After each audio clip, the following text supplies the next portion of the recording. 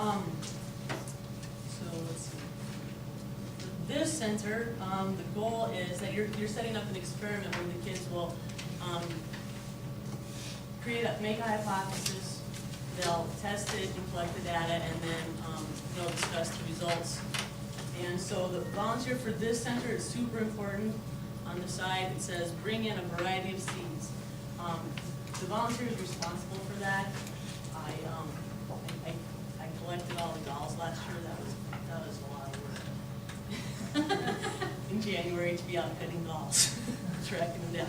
So I'm putting it on the volunteers, and I think that that's better anyways to have fresher seeds, although I will note of caution based on my experience today, not wait till the last minute because some of my seeds that should initially, like that should be flying are not probably going to fly for you tonight because of what this has been on.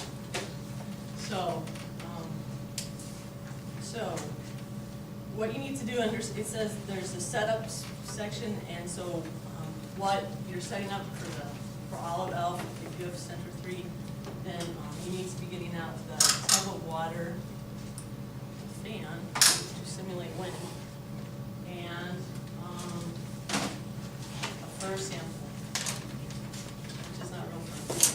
But and there's a bunch in here. Try to just get out like one piece of fur and one piece of elk, please. There you go. Okay, struggling. And if you can, clean them off as you go, or if they get all messed up. And again, if stuff starts to get low on supplies or these wear out really quick, please let us know, and we can, so the next week isn't out of luck. So you've got 3 tests: the wind test, hitchhiker test, and water test. So you'll have all your seeds, and I did find some milkweed seeds. These would be great for the water test, but they're not ready to go, so they're not going to fly, but I can show them what they look like. And we're sorry the document viewer's not working tonight. They've got a new projector and it just like turns off when it gets hot. So this is a milkweed pod. I found it by the, what is that park where we do soccer? Golden Heights. Yeah, I found it there. We've struggled to find very many of these, but if you know where they are, that's great. Don't pillage all of them from one place, because especially these are really important to modern butterflies. They need to reseed. In fact, there's websites that say plant milkweed because it's the butterflies. And they usually have a lot of caterpillars on them. Yeah. And they look like giant, big tropical plants, like in the middle of nowhere. So, and if you opened it up and this was dried and ready, then each of these, yeah, see the seed heads are just coming off, but they're attached to these fine little fur, right, that will fly if I turn this.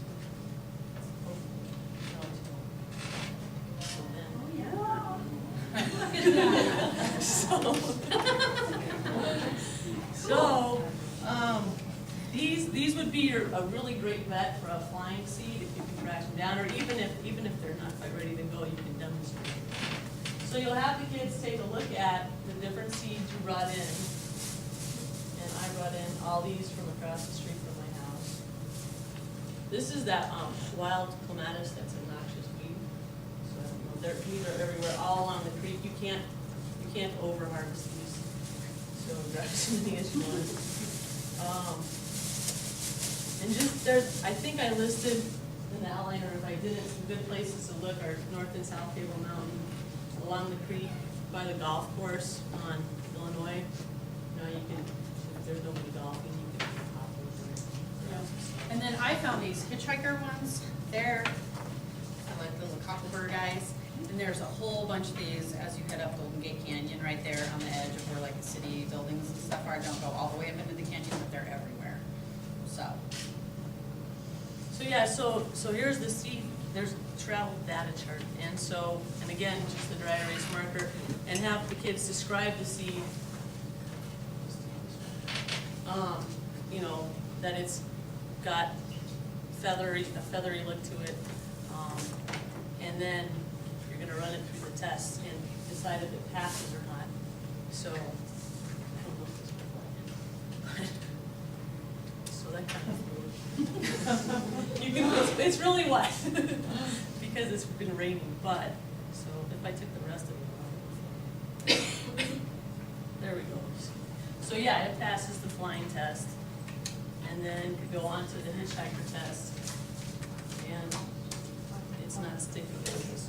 So no, it doesn't pass the hitchhiker test. And then the water test, and so it floats, you could stir it around, so it could be transported that way too, so you would write yes. And so you go through all the seats that way. This one would probably get stuck if it wasn't wet too. Amy's. Those will pass the hitchhiker test. Those would, I'm not gonna.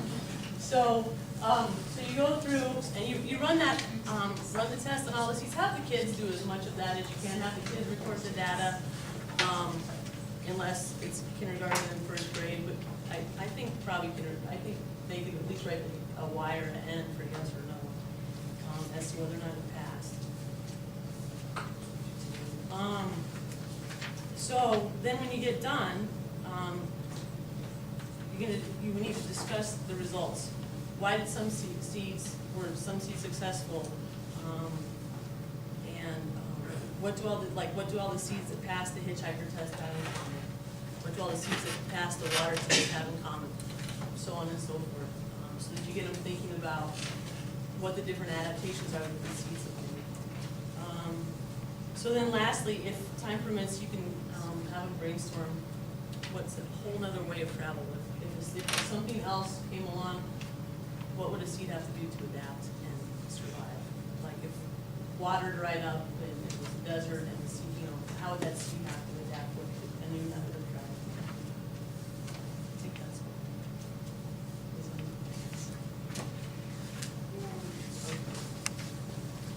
Sorry, wrong page. Sorry, got ahead. Oh, no, that's good. I did forget one thing for the water test.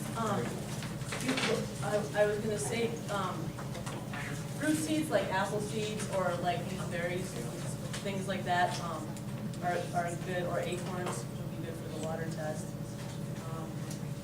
And then I think the others, the wind test, whiskey looking, and the hitchhiker test, spiky or rough or barred.